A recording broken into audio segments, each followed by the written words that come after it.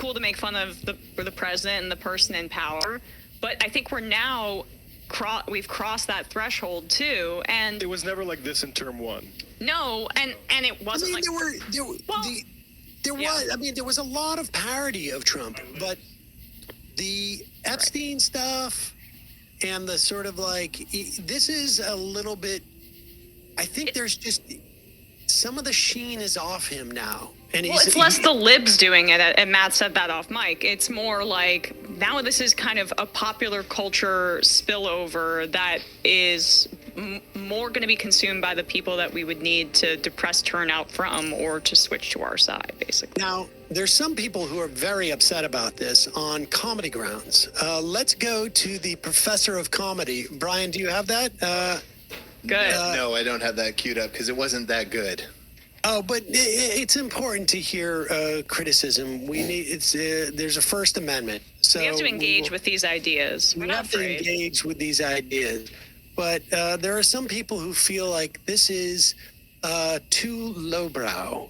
That in many respects it is it is one thing to do deep political satire, where you talk about policies, but to make comedy about, Donald Trump being a beached whale and having a teeny tiny PP, and also to have him jump into bed with the devil and have Satan complain that Satan is not interested in making love to Donald Trump because he's so upset about his Twitter feed being full of Epstein comments.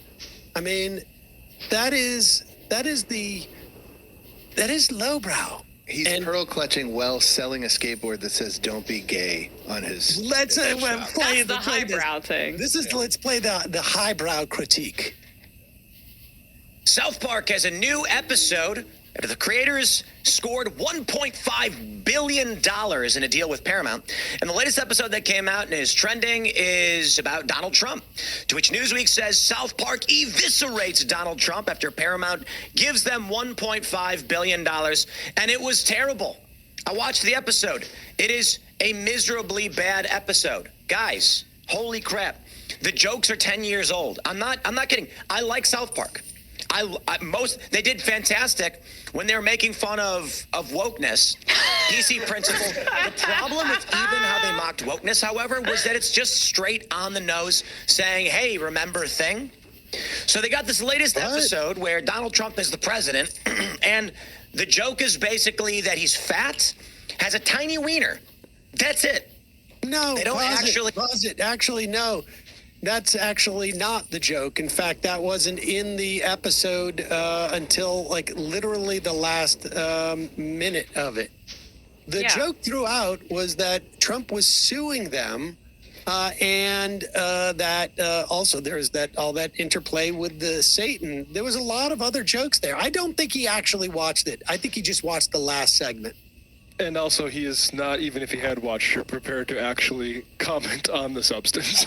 This is sort of a requisite claim that he's making so he can engage with the topic. And Wicked Observer says, yes, South Park is signaling the emperor has no clothes, that he thinks he's Jesus, but in turn what happens is he's just naked, and he's driven by his deep, deep insecurity that is, I guess, illustrated biological by his tiny talking penis. Good. Principle. The problem with even how they mocked wokeness, however, was that it's just straight on the nose saying, hey, remember thing? So they got this latest episode where Donald Trump is the president, and the joke is basically that he's fat, has a tiny wiener. That's it. They don't actually get into anything. It's, I got to be honest, guys. If you've been following South Park, he did not watch the thing. Now, look, I'm not a South Park fan. People know a long time I'm not a huge animation fan, despite the fact that I work in that industry. The joke, the whole episode was rather specific and about Donald Trump leveraging his power and intimidating people. There's Canadian tariff sort of bit. No, I mean diplomacy and stuff. Tim Pool's like, I expected highbrow comedy from the makers of Towley. Give me a break. Also, But they provide it. He says that they didn't get into, and then he bites his tongue because he can't list things that they would make fun of, because then he would be admitting that there's some something of the to be made. downside. Yeah. This is Tim Pool really trying to clean up on aisle 9. This is what's going on here. This show's been on my whole life. It's kind of weird. They had that episode where Stan, one of the characters' parents, are going to get divorced. And I guess it was like a facsimile of the debate between Matt and Trey over whether they wanted to continue doing South Park. And it was very obvious they did not. But it's a strong IP that makes money. So they decided to keep doing it anyway. And it feels like the horse is dead. It's beaten to death. And now you're just dragging it down the road. So they came back with these specials. Some of them were really weird. Like a decade after Occupy Wall Street, they did an Occupy Wall Street episode. It was like, guys, are you out of ideas? And now they're doing this. And let me tell you, guys, back on form. Donald Trump is Saddam Hussein. Not funny. They're not playing at Trump. This is what the left does, okay? And I think he's the left. It's They're funny the left because now. I don't know if you could include Matt and Trey as in the left, but I would assume probably they're not. going to fall in the default liberal position, meaning, wokeness is an easy target, and they decided to go after it. Some of it was really good. Some of it was a little too. Wait, that's the default. That's liberal the default position is that wokeness is bad. Well, does he even spend 5 minutes before even thinking about this stuff? Talk about out of ideas. Exactly. That's what I'm saying. Wasn't he saying look, I don't know if I want to do this anymore? You're the one who has hit the wall, Tim. Well, on the nose, right? But it's okay, at least there's institutions coming out against it. The problem with this, my friends, Matt, Trey, please hear me. I want you to make fun of Donald Trump. They're not. But you have to make fun of Donald Trump in a way that actually makes fun of him. How? So here's what I think. CBS nukes Colbert.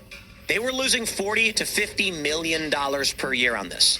Why would they have Colbert up and running at a loss of $40 million a year? Well, I think it was political. You're basically saying we want to pay for messaging. If you were a political elite, let me phrase it like this. If you're rich, what do you want for? When you've got, let's just do some math, right? Let me actually. Let's say you have boring. It's so he's trying to shove this into a hole. How can he do he's got to do a South Park video. How can he do it without embracing the critique of Trump? And this is what he comes up with. He has a washed up rock star as one of his family or one of his sort of regular co-hosts, but all of his responses to this sort of stuff, and whether it was the trans singer who he said turned trans to re-extend their punk rock career, he says their career has peaked and that's why they're doing all this stuff, as opposed to any type of sincerity, or maybe South Park guys feel an obligation given that they have a giant deal and a reputation to speak out against this. It's because they're woke now. We should also say, in the show, there is Cartman and the other main character, I can't remember their names. They're ending by committing suicide or attempting to. And I do think that they felt what they were doing at least has an opportunity to end what they're doing. Well, they've been doing it for a while. It would make sense if they're okay, we have this major deal. We either get rich or we go down in a blaze of glory. And that seems to be what Tim is missing here, is they already have buckets and buckets of money, lots of money. And so they don't need to worry about it. And if they maintain them, then they just keep getting rich and they can keep doing what they're doing. They were tweeting 3 weeks up to this episode coming out that Paramount has been screwing our deal. F Paramount this, F Paramount that. They don't care at all. Right.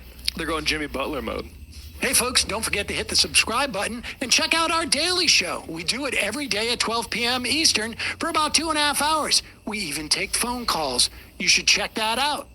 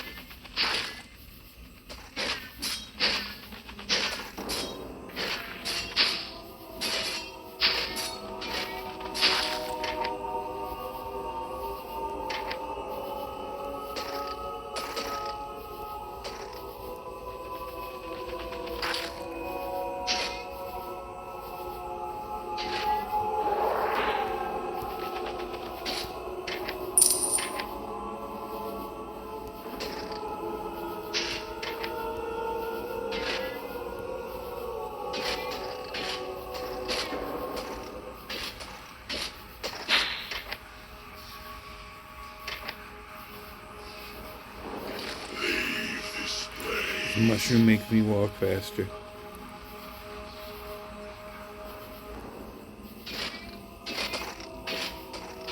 Five walk speed.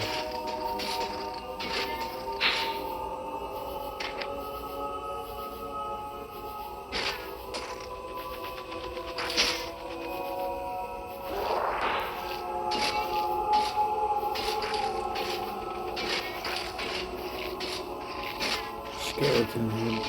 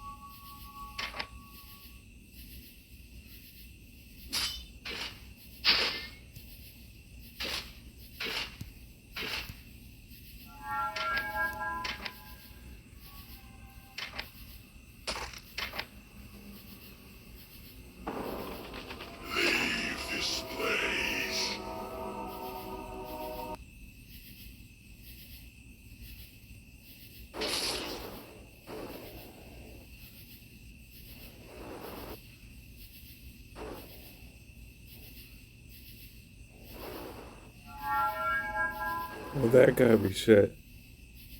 I did not even realize that happened. So that's reset. Wow.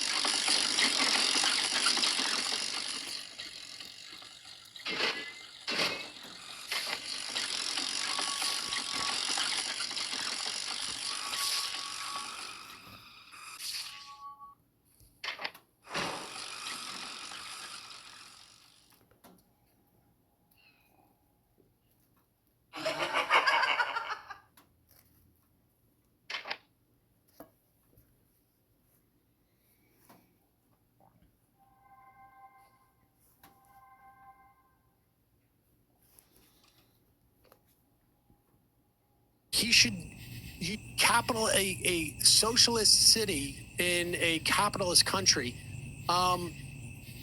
He redid LaGuardia Airport. He should Google who LaGuardia Airport is named after and find out what that guy did in this city. Here's an excerpt from Barron's magazine. This is quoting the economist John Kenneth Galbraith, who called Mandani's plan a sensible approach and appealingly realistic. What does he know compared to Cuomo? But he says, Afiro LaGuardia, socialist and Republican, not a typo, mayor of New York from 34 to 46, who defeated Democratic Tammany Hall machine candidate. LaGuardia, nicknamed Little Flower, was 5 feet 2 inches. Open up 32, He's also 34. effective. And much loved. I recall my parents' faces lighting up. They were hardly socialists when they told me how he read comics to children over the radio during a newspaper strike. LaGuardia built parks, playgrounds, subways, and an airport, and played a role in expanding public housing, overseeing the creation of the New York City Housing Authority. He also supported taxes on luxury goods and graduated income tax for those earning more than $100,000. I don't actually know if LaGuardia was like literally a member of a socialist party, but that is an agenda that is more closer to Zoran's than it is Cuomo's. Well, 100%. It's interesting that you bring up the New York City Housing Authority, because I had meant to mention this. There was an article in City Limits from 4 days ago where they did an analysis of how Zoran specifically targeted public housing developments, and he turned out way more voters in some of these public housing developments than were previously had happened. So, he increased over Wiley and Garcia's support in all of these kind of different NYCHA precincts basically every single time he increased turnout. So that's part of why this whole narrative too about him just being the product of like affluent white Brooklynites does not match the reality. He built a multiracial coalition across different income thresholds. And I will just note, although he was more of a progressive Republican, LaGuardia did run on a socialist nomination in 1922. So there you go. Let's just cap this off by an interview with Richie Torres, who's blocked everybody in this room from looking at his tweets just because. Sam didn't have to ask us if we were blocked by him to know that either. Yeah. No, well, I think he group blocked us like a year ago. He's very sensitive. I think we made fun of the fact that he was bitching and moaning that he couldn't get matches on dating apps because he's such a Zionist, which was really funny. This is a guy who the Harris campaign made the mistake of sending to Michigan for whatever. The desperation to make this guy the face of the Democratic Party is stunning. I've never quite seen anything quite like this. They are trying to make something of him, and it just is not working because I think fundamentally, I'm starting to get the suspicion that they don't particularly respect him and think that he's legitimate or has any staying power. First of all, his political instrument, his senses as to what to do politically seem completely off. And he bet big on Cuomo, and it looks like he may have made a mistake in multiple ways. Endorsed Andrew Cuomo pretty early on. Yeah. I knew he would win my district, and he won by more than 20 points. And for all his imperfections, I Pause it genuinely for 1 second. I just want to say, everybody thought that he was going to win that district because his name recognition was very, very high. His approval rating, very, very high. He had focused and had long-time relationships with black clergy in this city. So that you don't need to be particularly adept about that. But Torres went all in, and, well... Andrew Cuomo pretty early on. Yeah. I knew he would win my district, and he won by more than 20 points. And for all his imperfections, I genuinely thought he was effective as governor, right? He delivered marriage equality when others before him failed miserably. And he was a great builder of New York, between Mario Cuomo Bridge, Moynihan Train Hall, LaGuardia Airport. I mean, these are... Javits Center, these are staggering infrastructural achievements. So I endorsed him for those reasons. And the knock on him was that during the campaign, he was not visible. Yeah. He wasn't out there. Did you interact with him at all during the campaign? It was a pretty long campaign. I mean, did you talk to him after you endorsed him? I endorsed him back in February, and I have not spoken to him since February. To this minute? I have not spoken to him since February. The mayoral candidate to call me after the primary was not Andrew Cuomo, it was Zoran Mamdani. He called you? Yes. Even though you decidedly did not support him? Yes. Did he ask for your support? I think he expressed interest in just a relationship going forward. I mean... But if you had told me that the first time was Zoran Mamdani rather than Andrew Cuomo, I would have had trouble believing it. I'm picking my job right now. That's remarkable. Yeah. I mean, God, that's what shocks you, Dana Bash? Anyway, but They're so long. I just ignored a bunch of pictures of kids in Gaza, but this is really blowing my mind. It shocks my conscience that Andrew would do such a thing. Let's be clear what this says. Yeah. A, Andrew Cuomo doesn't give a rat's ass about anybody on the ground, even one of his early supporters.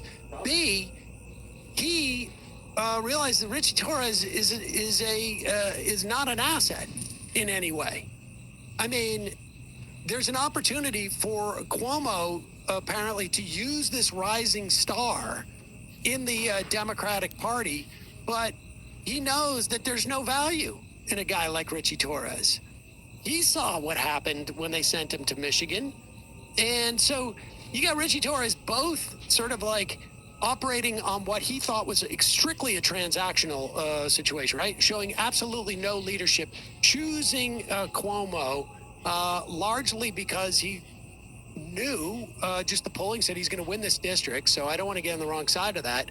But providing absolutely no value to Cuomo outside of that endorsement. I mean, it's a reflection on Cuomo and it's a reflection on Torres. Well, I don't even deserve each know if I believe that Cuomo has that assessment of Torres. I mean, like, he still doesn't seem to have a great grasp of what is good politics in the city overall. Like, Torres is a creation of this very cynical consultant class that just sees young man, okay, let's move forward, young person who will like repeat the ideas or like the viewpoints of very wealthy, often Zionists, but also just like financial Bitcoin people in the any industry. He's like has a for sale sign around his neck, Yeah, like it's for sale. in terms of just like, you know, obviously for political donations is what I mean. So the point is just like I just think Cuomo is just so arrogant and lazy that he just didn't think to even call anybody. And Zoran Mamdani is interested in actually governing the city, so he's going to put aside past like horrible things that Richie Torres has said about him because he actually wants to make the city function and is interested in public service. Also, I am pro change the name back to Tappan Zee Bridge. That's cool. Fair enough. What I find fascinating is like there's the thing with you know, he hasn't called Torres. There's this thing that happened during the campaign where Jessica Ramos endorsed Cuomo, and then Cuomo's response to that was, "She is endorsing me. I am not endorsing her." And what the signal that this is sending, not only to like good progressives like Lander or whoever, but also to the abject careerist climbers like Torres, that actually there's nothing there for me either. Like I need somebody that can actually speak to people, not somebody who has this sort of corrupt connections. If I want to stay empowered as an individual. Hey folks, don't forget to hit the subscribe button and check out our daily show. We do it every day at 12 p.m. Eastern for about 2.5 hours. We even take phone calls. You should check that out.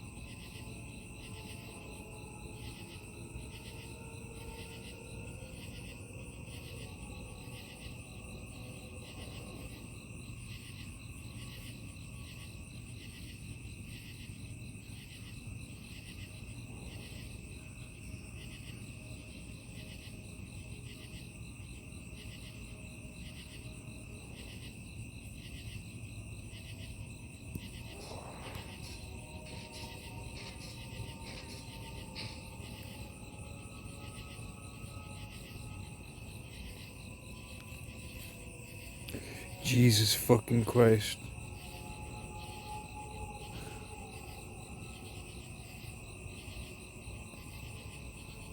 Lizard men are the fucking worst. But let's go.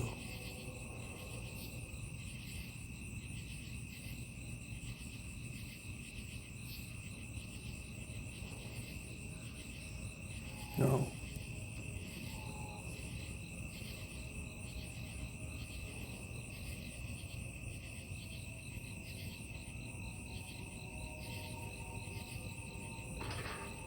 That unlocks the helmet.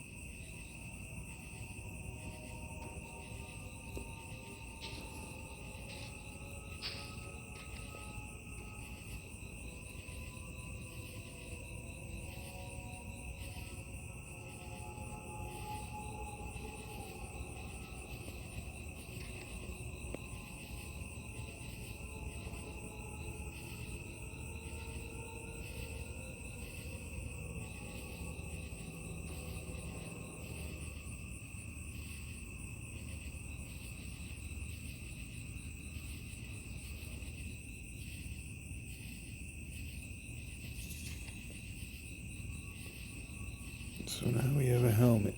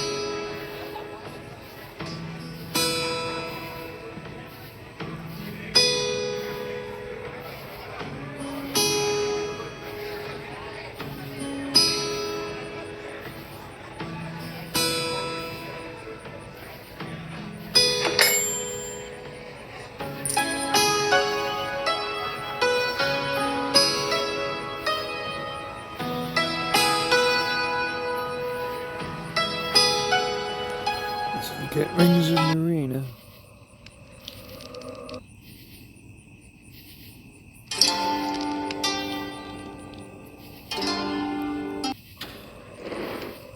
I'm confused.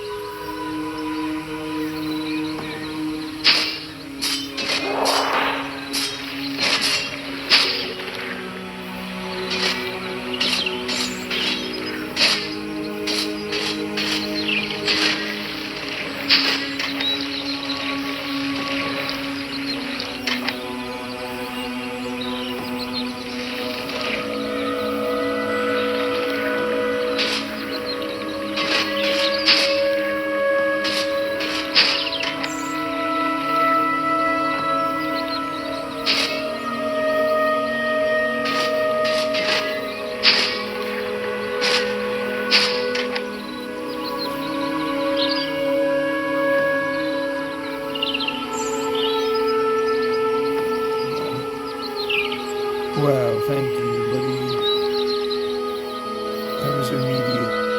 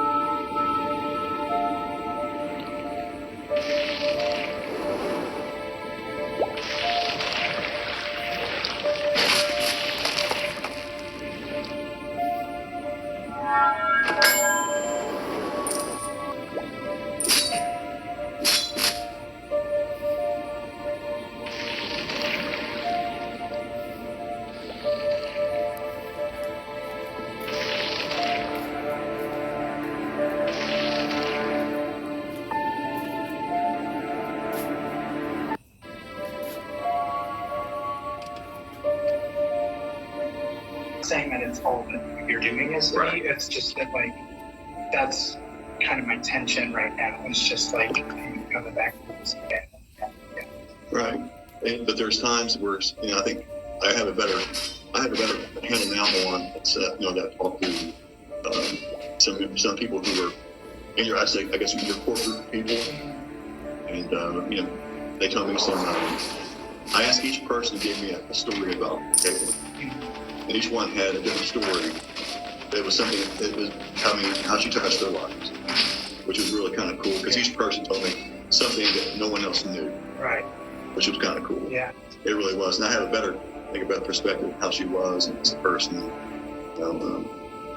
Okay, that being said, let's go back just briefly to when you were at the festival that night. You and Caitlin on that Friday night. Okay, you guys go to the festival. Your thoughts on from prior? I'm going to go back and forth when it comes to some of the statements you've given in the past. You still feel, in your thoughts and your feelings deep down, you still feel that the person who had done this was an unknown person, maybe that was kind of, like you said, stalking, or I think your words were suspicious person that may have back in the day? I mean, honestly, yeah, because I can't wrap my head around things. Really? We're not here to. Yeah, I know, and you gotta understand. Like, that's why that's okay. This is all just like reminding me. Right. It's a lot. It's just a lot. It is. Sorry. Dude, don't need to apologize. It really isn't much. It's a traumatic experience. Yeah, I mean, you've been through a lot. You and your whole family has. And don't get me wrong. Her family. She has. Your whole. It was her that died. It was her. Yeah. Was it me? And I feel guilty. Like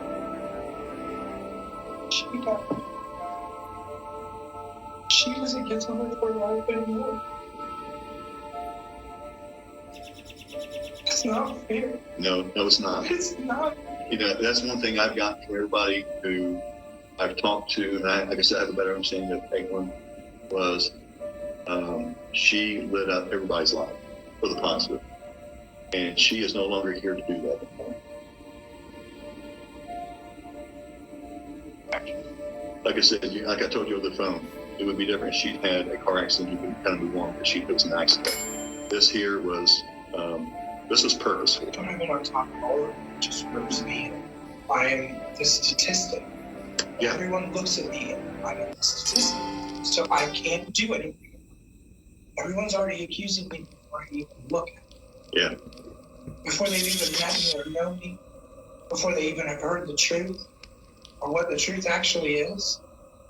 And I'd love that peace of mind. I'd love to know the truth. I'd love to find out what happened. There's something that you have to have in your own mind, though, is that being said, people want to have their thoughts. But, you're not being charged anymore. All that we're doing is asking questions. At any point in time, you get walk out that door, and we're glad. I know that. There's a moment. And I realized that I was not getting. Tell her, Roger, you found that she's missing. And there was a moment where I felt I couldn't hold myself up anymore. Because it was loss. Overwhelming. Tremendously so. And to a point where it was so tremendously overwhelming that it was unforgettable. And whenever I have this, whenever we do this, it brings that moment in. It doesn't matter what you say. It doesn't matter what you do. It brings me to this moment where I am in front of her house, not knowing where she is, what I can do to help her, or keep her here, or figure out where to go to find her and bring her home. And it was, I had nowhere else to go, no one else to call, no other thoughts, no other opinions. No one else was guiding me. No one was telling me what to do. And even now, I have no one to tell me what to do or what to say.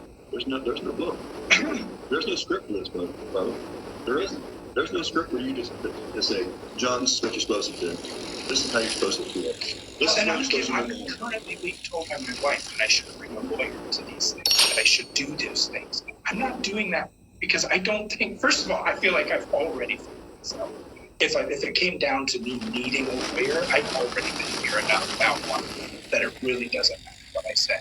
I also know for a fact that I don't have anything that I can say that's going to make it seem like I did something, except for obviously the polygraph situation, which I don't fully understand, and I don't get why that happened or why it's like that. But beyond that, like, I don't have anything I can say. I don't have anything I can do or make you think that I did something, because there is nothing there. There's nothing. And I just... Let me answer your question. That being said, do you feel, and I think I know the answer to this, you want me to keep looking? I told you. Yes. That next question, I told you this 2 years ago. No, 2 years since when you called. I told you I was going to keep looking. Yes. And where we at? Still looking. Yes. Keep going. Yes. Don't stop. I'm not. And I'm looking you in the eyes just like I did last time. Do it. I am. That's what I'm here for. I told you I will never stop. That's one thing about me. I can't. I'm too stupid to stop. And get the right. That's why I'm asking you guys. We're asking you to ask questions about, because there's some things only you know. Okay. John's enthusiasm for the detective to keep looking and not stop seems to have come to an abrupt stop the second the conversation turns toward his involvement. Detectives revisit his repeated claims that he searched for Caitlin's phone when he was looking for her, including inside her car. But there's something not quite right that detectives are eager to point out to him. If you can, remember, in deep detail as possible, describe to me when you get to her car, you put the keys, and you put the key and you unlock the car, or if it's a key fob, you unlock the car. What did you do?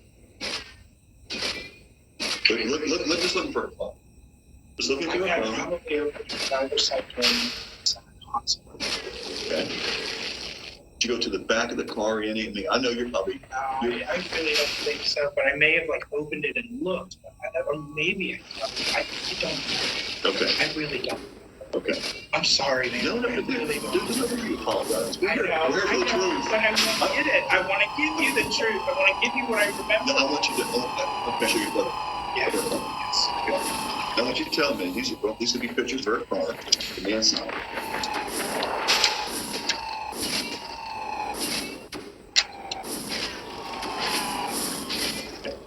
Now, these are photographs of the inside of her car, okay? Now, tell me about this like her car to you. Yeah. Okay. 30 years old. You know, you guys are young. She's going to school, working 2 jobs, and, you know, that's the movie quiet. Okay? That's the outcome, shots of the outside of the car. Okay? Now, here's my question to you. Caitlin was about, 5'3"? Mm-hmm. About 130 pounds, maybe? Mm-hmm. Okay. What do you notice about this photograph? That is far back. Yeah. Maybe I moved him when I was looking for the phone to look under the seat, but I don't know. I really don't know. Okay. Well, look at both seats. Look at this is the passenger side. So maybe probably if I move this one, then move that one, then look back to look around. It's very possible. Well, my question is, would you have moved those seats? Because I talked to the investigator, took his photographs, and we actually talked to the tow truck driver.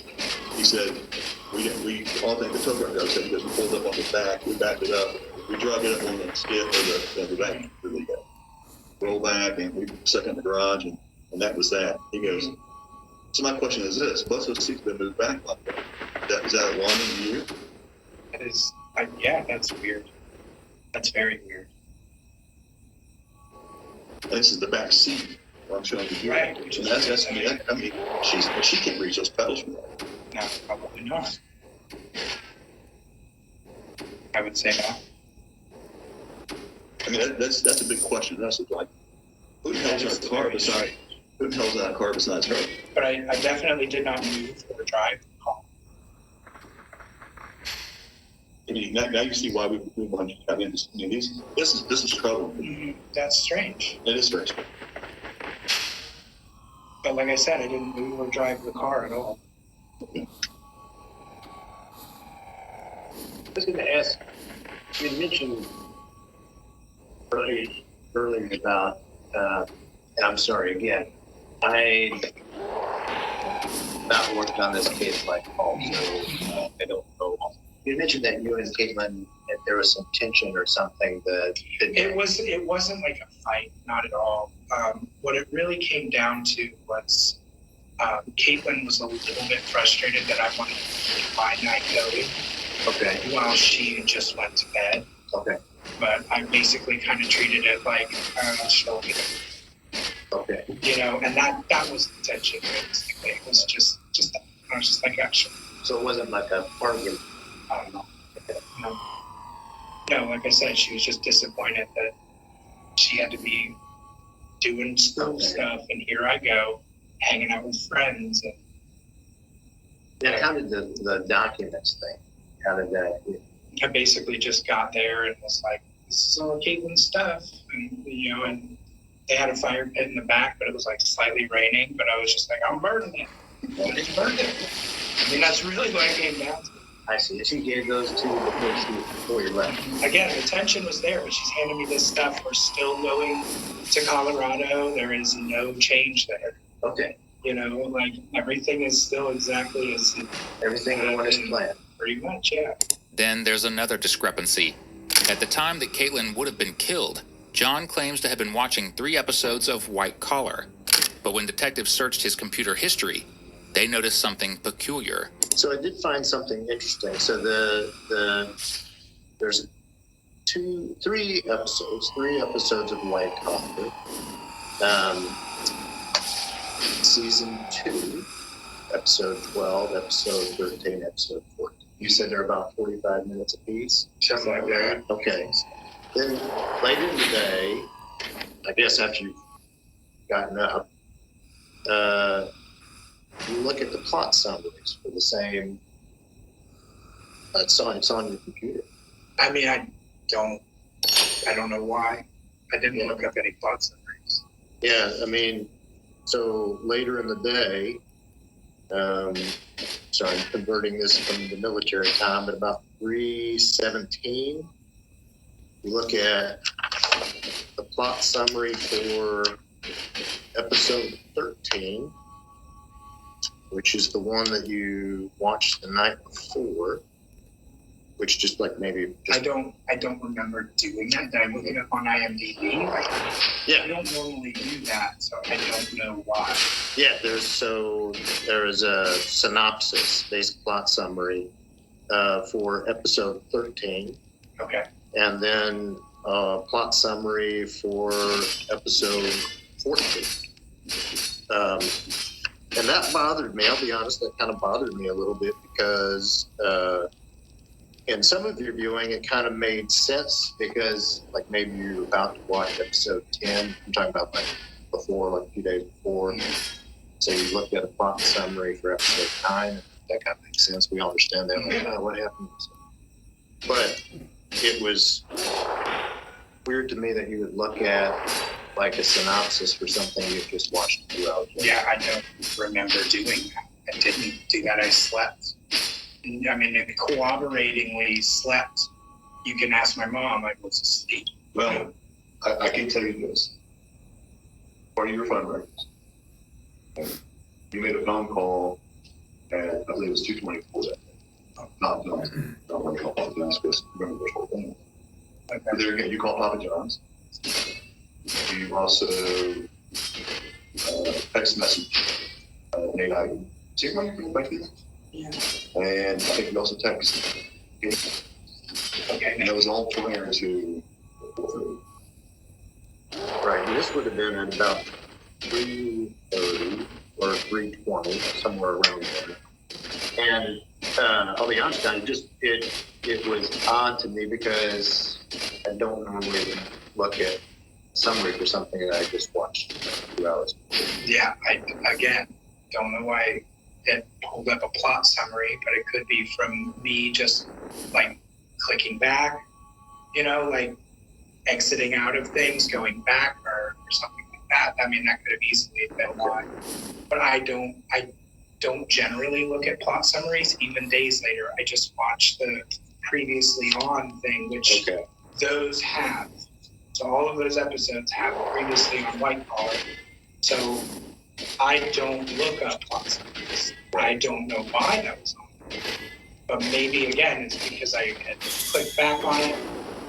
Maybe there is a missing point where I did, like, look at my computer, talk to people. I really don't know. And honestly, at a certain point, I just don't have an answer for it. I just don't have an answer for you isn't the get out of jail free card that John is hoping it is.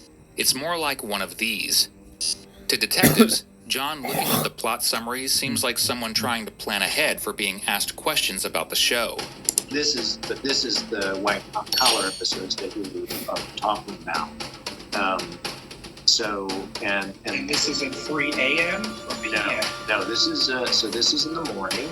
So this would be about the computer shows activity at about 1:39, 1:40, and then you watch some episodes of White Collar. Okay. You told me they're about 45 minutes apiece. Okay, so you can see there's like 9 minutes. And then there's like break-in activity, and then again, yes, like you said, there's whenever you got up.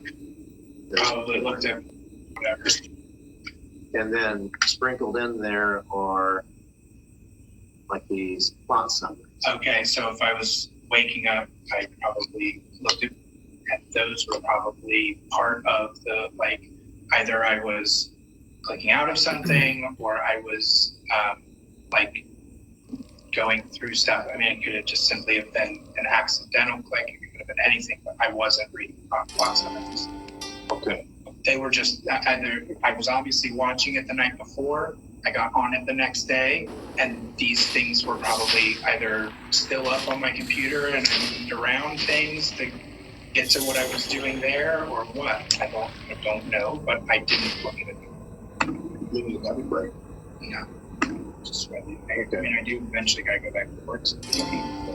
We'll try to hurry this up. Go back to your guys' cell phones, just briefly. Her phone goes dark at 12:06. Never comes back on.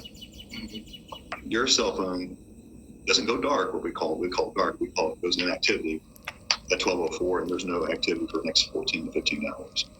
Is that unusual for you to? No, I don't like especially at that hour. There's no one texting. Okay. There's no one, and I don't look at my phone, especially at that time. I don't even know if I had a Facebook yet. Like, I didn't really look at that often unless I got a text or I got something.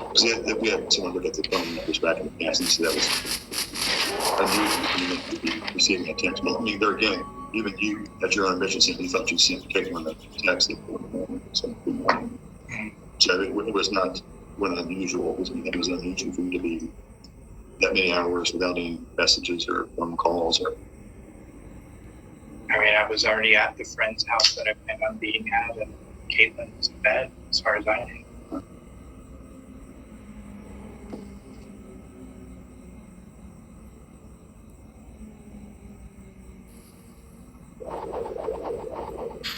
Have you talked to any of your buddies about what we talked to them about? What we talked to them about? Maybe like Matt. And I talked to Matt a little bit, but John, talked to them maybe. Like, you go to your party at every school, run the documents, remember long in the appointment, and you come back to the next. We have information that this is from 2 different people. And I'll take this story. 2 people are walking down the street, and at approximately between, they said it was 1:30 and 2 o'clock in the morning, they see, or they hear 2 cars coming. And they are juveniles at the time. And they're scared to death because they are juveniles. You know how Fairfield PD is with juveniles at that time. It's late night, and they see 2 cars pull up. And they hide behind a tree. Some evergreens that were in here. They see 2 cars pull up. And these 2 cars, lights are blacked out. And they see a red Ford Focus pull into the driveway at your residence. At the time, right? Hey, that was your house at the time. It was a month. And they see a darker blue 4-door sedan right behind the Ford Focus. The red Ford Focus pulls into the driveway. Garage door opens up. They see the car pull into the garage. Garage door shuts.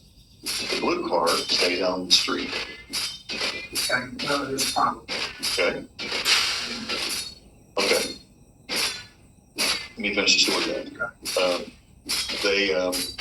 Blue car stays on the street. Between 5 and 15 minutes later, garage door pulls back open. Car pulls back out. Both the cars are still blacked out, and they go back the same way they coming down West Scioto towards a cow. You know, the west side comes down towards the house, and they see the 2 cars.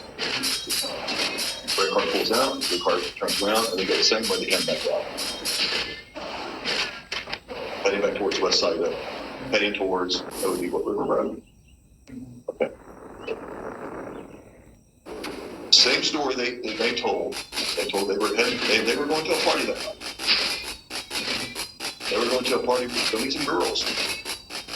And they said they were positive what they seen that night. Now I can't. Go ahead. No, you go ahead. I told you the gist of the story. Yeah. I have my story. That's what happened. Right. I did. I don't park in my garage. I park in the driveway every night. And I don't say beyond. Didn't have anything to do with that. It'd be hard for this sighting to be more damning. Firstly, the kids who reported this actually reported it in 2013, soon after Caitlin's body was discovered. The realization that they may be the keys to solving an actual homicide was the only thing that made them fess up to the police. And worse, their parents, about sneaking out of the house on the night in question. Both of the teens, when interviewed separately, told matching stories, even down to the color and model of the cars involved. They witnessed the cars with their lights fully off, drive toward Caitlin's home, then return and sneak into John's garage, once more, with their lights fully off. That doesn't sound like someone watching a crime show to me. It sounds like someone living it.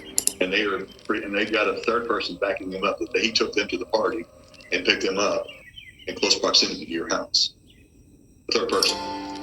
They were like, oh, shit, that was weird, because they thought they were going to get busted by a Fairfield Police Department. When in doubt, it was a red Ford Focus and a blue 4-door sedan. Have anything for you? Right. That's not.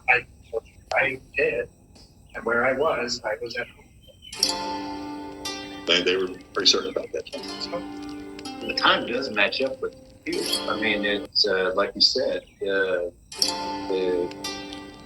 that time when I was showing you the time that these people say that you arrived is consistent. I didn't go anywhere. So you got home. I got home and I stayed home. And in fact, my stepdad would wake up ridiculously early to do work, and he got up pretty early that morning to do work, and my car was there in the driveway. Steve and my mom both parked in the garage, and they were both of their cars were in there. I had never parked in my garage, so that story is already flawed. On top of the fact that none of that happened. None of it. I went home, I got inside, watched my shows, I laid down, I went to bed. I mean, that is pretty much what happened as far as I can remember it at this point in this whole situation. And I don't have, you feel free to bring the witnesses in. I don't know what to tell you. There's no more I can prove to you. They gave statements. They gave statements back. This is not something new. It really isn't. This is something, they did their statements back in the day. Shortly after Hickman's body was found, because they didn't put two and two together. They like they want shit. That's what we see that way. Okay, but I don't know what they saw. I can tell you. There was no stand that could be. One of your friends was driving. As far as I know, there was Jeff who drove a blue Ford Focus, but yeah. Nobody else? No. And I didn't leave after I went home. You were home that whole time in the morning? After the party, I'm pretty sure, yeah. You're pretty sure? Well, I mean, obviously it's been years down the line. I understand that. But I didn't leave. I didn't, go drive my car somewhere. No. Once more, John has decided that telling the police no and I can't tell you is his best defense. But what happens when a witness contradicting his statements isn't a stranger, but a close friend? Jeff said he was seeing you guys at the festival. I guess he showed up afterward. You guys, I guess you were there for the big calling at night. I wanted to try it. And this is Jeff talking. Yeah, he said hi to you. He said he's seen kind of out of sorts. And he said, I guess he said hi to you, and you said hi back, which is unusual. Jeff said, you guys are, I think you said that court with the guys. And that you didn't say hi to him because you could tell there's something wrong between you and Caitlin. He said, and she was frustrated that I to the point, dude. She says to the point. He says to the point, dude. That it looked like they were going to break. And I was like, damn, that's pretty. I mean, I know some of people upset because tension that time, but to the point you guys breaking up. No. Caitlin wasn't having any second thoughts about moving to Not Colorado. that I'm aware of. No, not that she had made me aware of. Okay, so as far as anything like that, if she felt that way or if it seemed that way to him, that's all fine, but I was... This is his observation. Yeah, I was not aware of that kind of tension. Caitlin, I remember, was already just kind of tense and frustrated, but all of that, and a lot to do with her getting ready for school to be over, for us getting ready to move, and there was just a lot of things building up around that. And but the plan was still the same as far as I knew. Everything was exactly the way it was supposed to be going at that particular time. So. Did Caitlin get frustrated with, you're now the glass blower and seem to sound the way and light and stuff. And at the time, I think you were kind of bouncing around and working and she seemed to be, just my limited experience, she seemed to be really motivated. Very artistic, very driven, working. Yeah, I think she was probably worried that I wasn't going anywhere or doing anything. But at the same time, I still had drive. Still had an ability to get things done. And for the most part, while she was in college, I was helping her do a lot of that stuff. Like, yeah, her dad paid for a lot of her groceries and stuff, but like, I was a part of her life. I helped her through college. It wasn't just, like, I worked off it. I kept working. And it wasn't just the money for me, it was for us. And she knew that. Yeah, forgive me. I know I'm going over things I know you've probably gone over, but your phone also was something that I know was examined back then. You deleted text messages between you and Caleb. What was that? That was an utter and complete horrific accident. The idea was, again, not great with computers. Not at all. And what I had done, the way that the phone worked, I went to just delete a few messages because it said it was going to start deleting all of my messages if I didn't delete some so that I could receive messages. I've been receiving massive amounts of messages about Caitlin, about everything. So as those started coming in, I started worrying that Caitlin's messages would start to get deleted. So I went through and carefully tried to select each one. And then when I pushed the delete button, it deleted all of them, except for ones that seemed to be like pocket saved or something. I had like a handful of ones left behind, but it almost deleted every other one. Like, and I don't know why. But I had given the phone. They had all of the information. I had not deleted it before I gave it to them the first time. And I really didn't mean to do that. And I know what it looks like. And I'll be honest with you. I'm aware of that. But there's nothing I can do about that. It was a complete and utter accident. Right. Yeah, again, not knowing the case as well as Paul, that was one of the things that stuck out to me. I understand that, but at the same time, like I said, they had the phone. There was nothing deleted when they originally had my phone the first time they took it. That was literally that day. They had my phone for hours, and they didn't copy anything. I didn't make that mistake. I made the mistake of accidentally deleting it before they could make a decision to copy everything. Okay.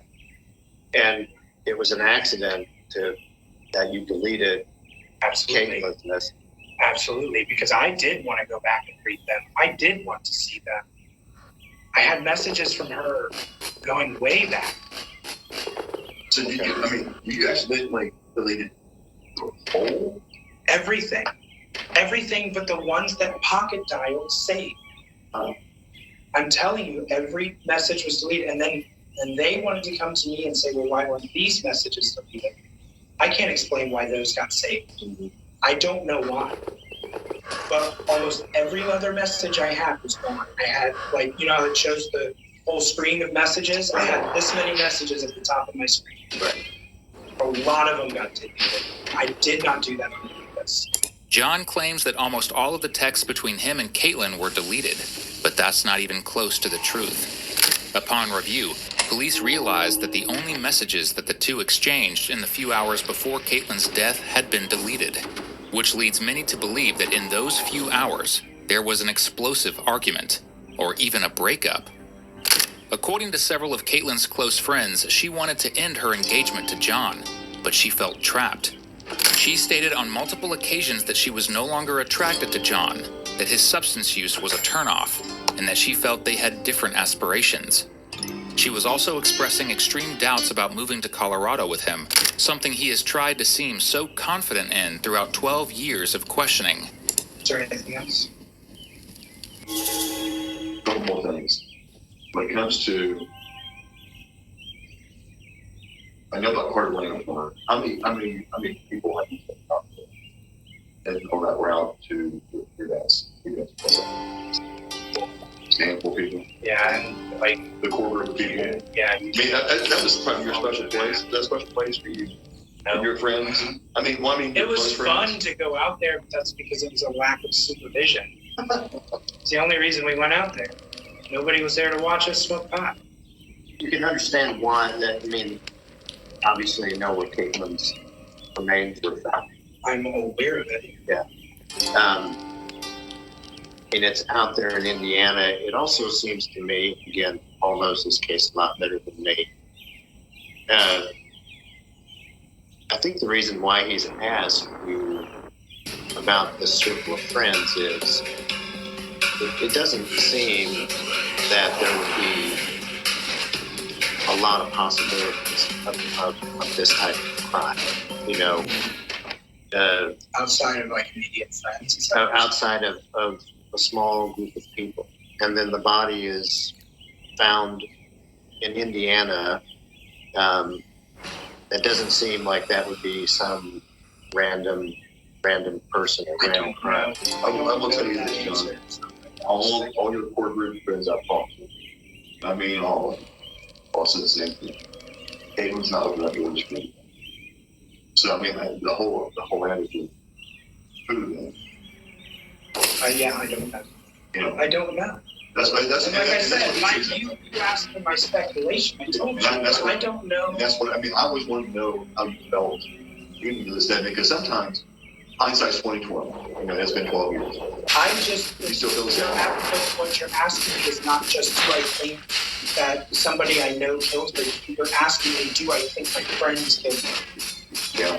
And how do I answer that? Truthfully. I mean, like, but I don't know. Deep down, I want to know what John. Have you looked into John who recently killed himself? Because I've always wondered about him, and I don't feel like anybody's ever really done it. I don't understand why, and I don't understand a lot. I understand. But I don't know. And I don't know who to point a finger at. I've dug, trust me. But, I mean, how do I get that answer? How do I come to that conclusion?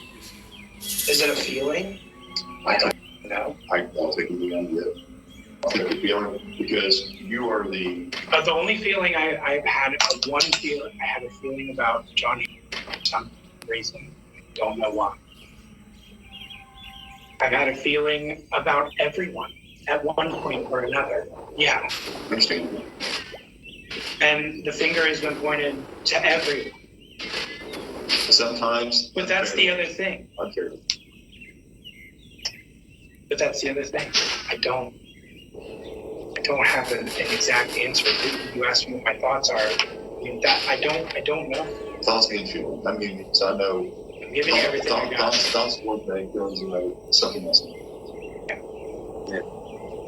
Because to me, I've given you everything. I can tell you precisely why John has a feeling about the person he spontaneously named. Because just prior to this interrogation, the innocent person that he pointed the finger at tragically passed away. The only thing worse than blaming someone else for your crime is blaming a person who can't defend themselves. Though, truthfully, John's not doing a great job of that either. And maybe, again, maybe I'm blurry on my morning before I left for work. But because even some things. But I didn't go anywhere. I didn't go do anything. And I had nothing to do with Caitlin going missing or not being. That's what I can tell. Well, I mean, she did go missing, but then found. So, I mean, it's worse than just missing. I had nothing to do with it. Do you need me to say that? Because I did not do anything to her, to kill her. I think that's the first time I've ever heard you say that. I did not kill her. I did not hurt her. I did not take her. I did not do anything to threaten her life. I did not have an accident. And to tell you the truth, if ever there were an accident, I would never be able to hold that in. I would not be able to look you in the eye right now. And I can tell you that 100%. I did not do anything to hurt that. I loved her, and I had a life plan with her. And I was not about to lose that. And the fact that I even managed to get to this part of my life, what I can do now, is something I never thought I could do. I am sorry for the indiscrepancies and the things that you're seeing with my computer, with the witnesses who apparently saw me leave a garage that I don't park in.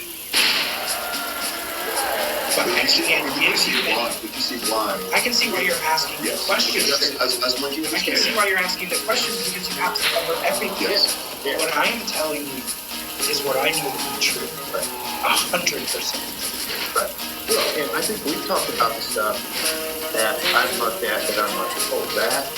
Do you feel like I may have even helped in your understanding of it, or do you feel totally lost? I think, I don't think I'm totally lost. I think you've gone over and given me an explanation, your explanation. So, I mean, and you helped me understand what I'm seeing.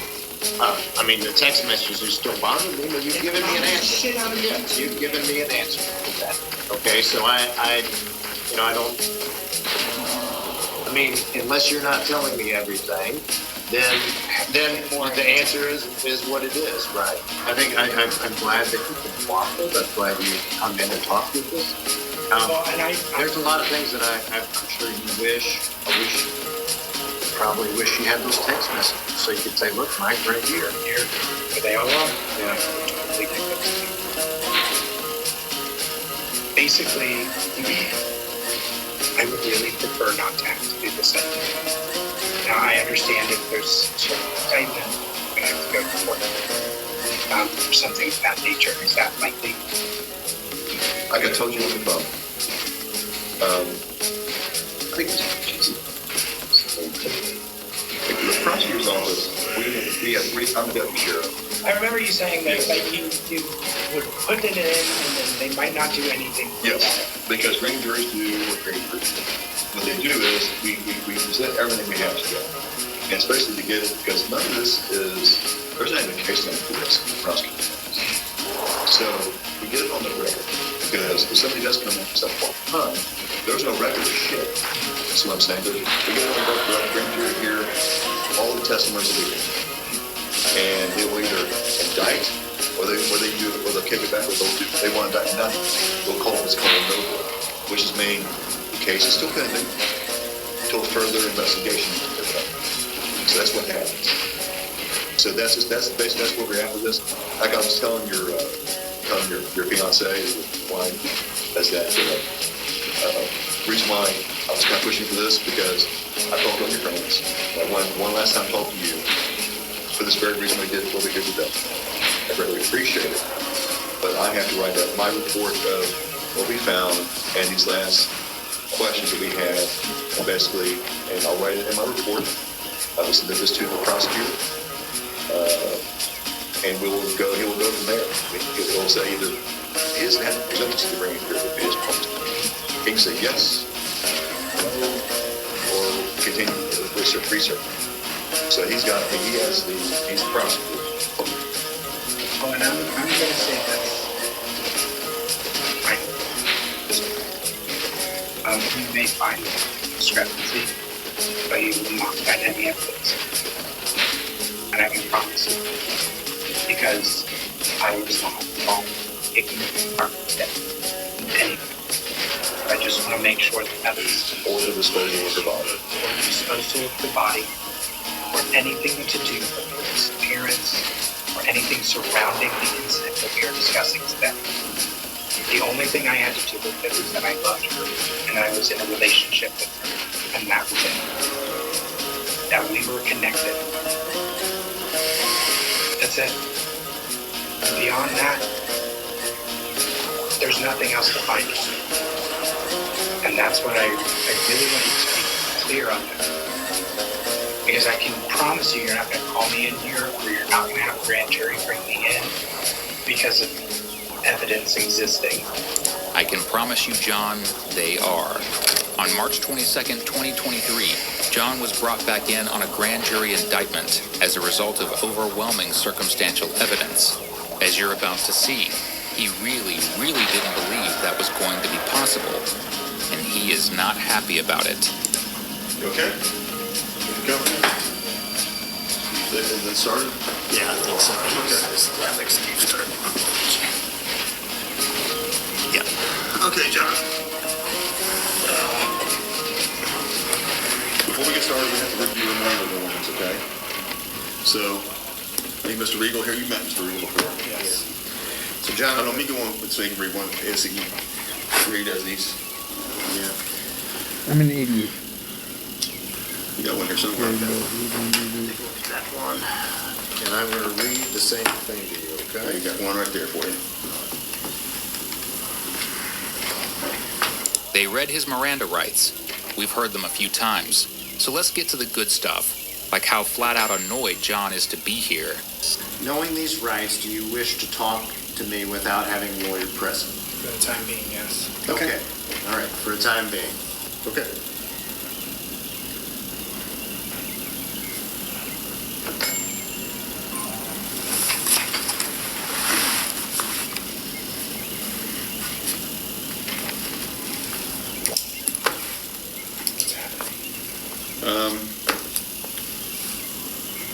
This is what we call, I think you would, and I know you are probably a Avengers fan, but this is what we call the end game. The end game is we went to a grand jury. You want to testify before the grand jury because we want her to have her say and input in that grand jury, that proceeding. And the grand jury has indicted you. Why? Because they feel that there's enough probable cause that this case proceed further to the common police court. Okay. So they believe the information that we had, and you've been indicted. And for what? Murder. Okay, but what evidence? There's nothing. You're thinking of there's evidence that's got to be fingerprints. No, I mean there's things called circumstantial evidence. Okay. And there's a lot of, you've already talked about the circumstantial evidence, the red flags. That's circumstantial evidence. Okay, but I had nothing to do with her death or disappearance or any of that. So that being said, okay.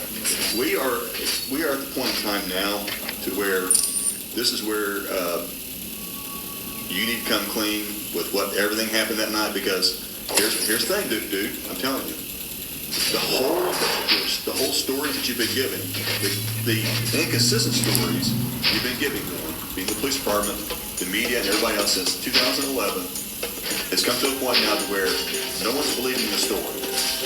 Okay, the whole story about the unknown suspect or individual who was at the festival following you and came to her house. No one's believing that. They didn't believe it when you first came out with it. Okay, that was just like a thought. I mean, like you asked me my theories and I gave you that thought, and I don't. You told no one asked you that question. That's the question you gave to the 911 operator. You gave one. Okay. So that being said, I thought maybe that could be a possibility, but I'm not saying that's my story. I don't know what happened. I have no idea what happened. That's not a story I gave you as an excuse or any other thing than just there could have been any reason. And I thought maybe that would be the most likely scenario because it seems unbelievable to me that anyone I know would do that to her. Okay. But I haven't made any lies. I haven't told you anything that didn't happen. So maybe my stories are different sometimes here and sometimes, there. John, but there's your story has evolved constantly over the past almost 12 years. Because it's been 12 years. Yeah, but your story's it's never the same story twice. That's the best part about all this. It's never the same story twice. What are you talking about? All your stories. What part is inconsistent or different?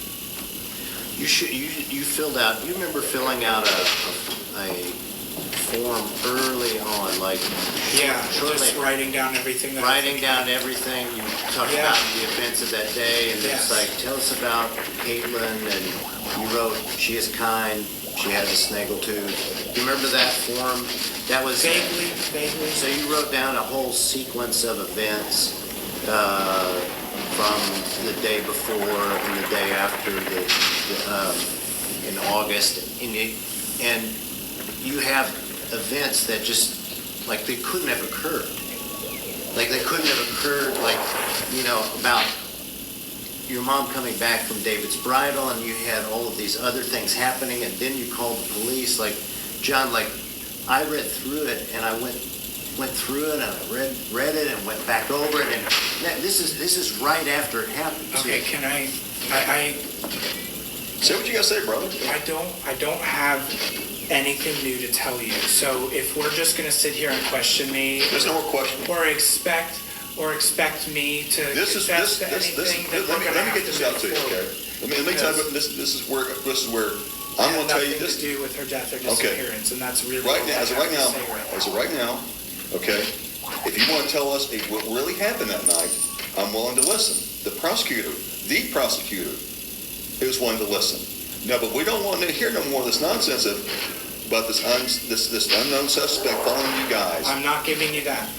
Okay? That's the unknown suspect following me thing. Okay, fine. What I have been telling you and what I've been trying to say is I have no clue what happened to her. What I did, I'm not buying what I that. said, okay, then we're done. I'm fine. I'm gonna need to get my lawyer. Yes. Okay. Yes, because you'll be Can going I to court. please have a phone call? Yes, when you get to the jail. All right. John, it's 4:58 p.m. Okay, I'm going to put down 4:58. Our attorney requested. Well, you need to believe it because it's happening right now. Well, I mean, but what you're doing is like it's I'm not gonna literally believe that. no. What has happened, what has transpired, is just it's unbelievable because I really have nothing to do with any of this. With what you're accusing me of, I have nothing to do with it. John, look. I didn't have. He's involved. Yes, look, you've invoked your rights, okay, at this point, so we really can't go any further. Understand? Fine. Okay, so I'm writing it down at 4:58 p.m. And should we stop the interview at this point? Yes. Yeah. John's trial proved to be one of the most dramatic that the state had seen in years. Originally charged with first-degree murder, he pleaded down to involuntary manslaughter in exchange for admitting his guilt. While his defense team begged for him to receive probation, the judge remained resolute, saying that John showed no remorse for his role in Caitlin's death. As a result, he imposed the maximum penalty, 3 years behind bars.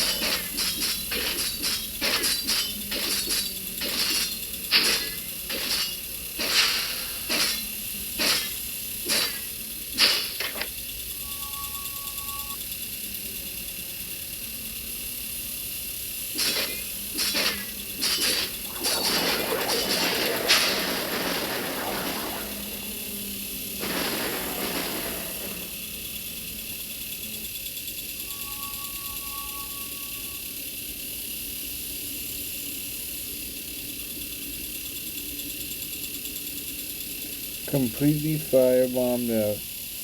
Jesus Christ.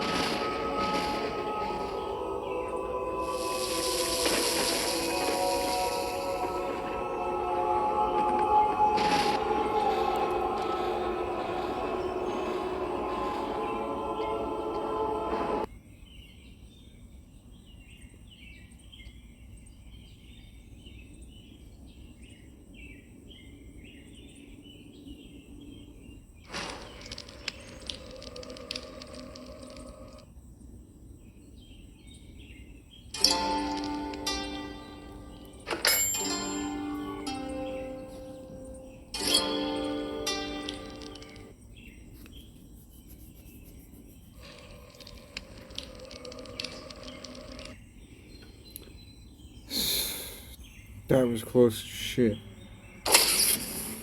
Right at the end.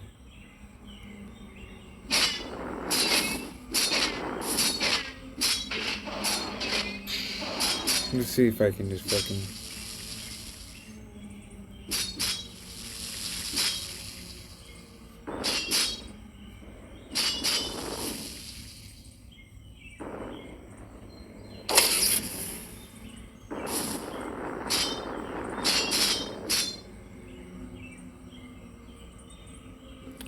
If there's a lot of sorcerers, maybe you can't do that.